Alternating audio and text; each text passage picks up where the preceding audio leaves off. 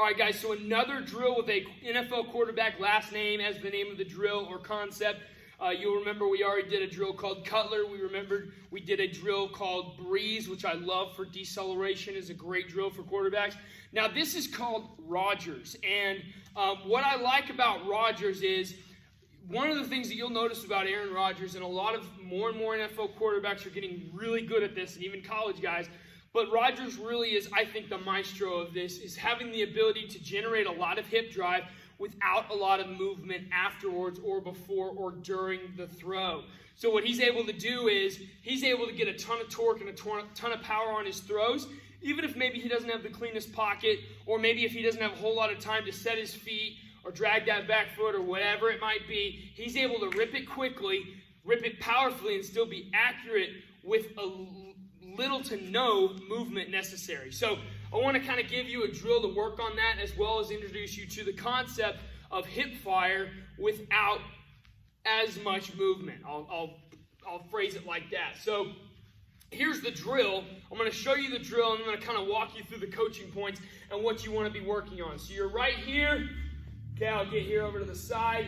And basically, I'm going to be pointing up here. My eyes are this way. Downfield is this way. Okay, and I'm just going to be kicking back, and then if you're alone, you could be doing it on you. If you have a buddy, he can call it for you. If you have a coach, that's great too.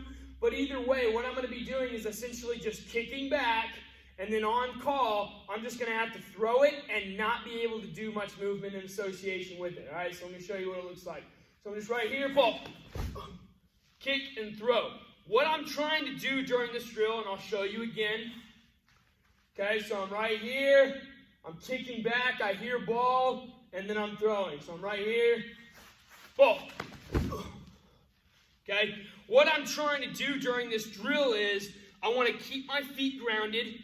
There's a couple different scenarios where this could take place.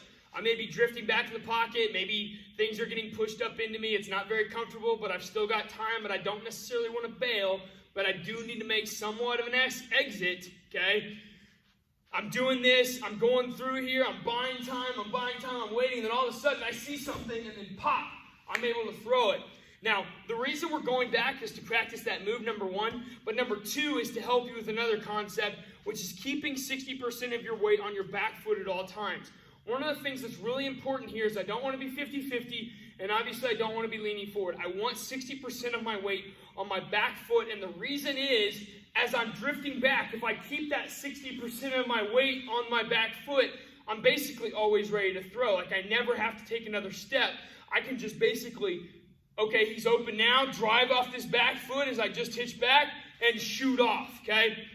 And so keeping 60% of your weight on your back foot is absolutely essential for this. And then the drift back kind of encourages that. So as a beginner, you're able to start making that feeling and that association of what that feels like and the ability to quickly fire off rather than just even being right here and just eventually we want to be able to just do it from a standing pocket where I'm right here. But that drift back, especially for beginners who are trying out this concept, is really helpful because you're kind of always loaded on this back foot.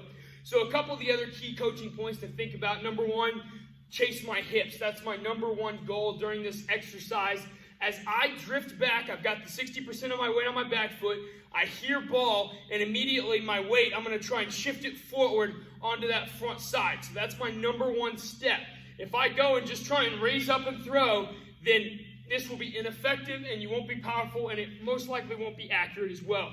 You need to have the ability to go from here to shift forward immediately and quickly while staying, I don't want to say low to the ground necessarily, but not popping up, okay? You want to have a low center of gravity.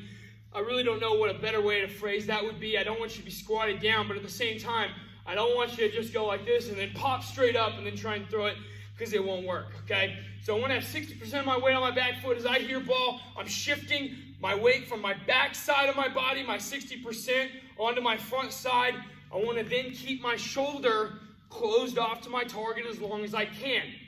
Again, the goal here is chasing my hips, and if that shoulder opens up immediately, then there's really nothing I can do about it at some point. At that point, it's a lost cause. So I need to have the ability to keep that shoulder closed, shift my weight from back to front, while keeping that shoulder closed as long as possible. Keep that left arm or off arm as tight to my body as possible, and then finish. So I'll give you a view from this side. I'm right here, kick, kick, kick, ball. And I'm basically able to just hip fire right there. And what I love about this is it doesn't matter, like I said, it doesn't matter if you're actually drifting back. That's just a helpful way to get this process started. But you could also just simply be standing in the pocket. It doesn't matter. Having this ability to be able to fire the hip and get an accurate throw off quickly without needing that big step, without having to hitch into it, or without swinging that back foot around is absolutely crucial, because you're not always going to have that option available to you. So this is a great drill, a great skill to develop, and something you definitely need to add to your toolbox going forward.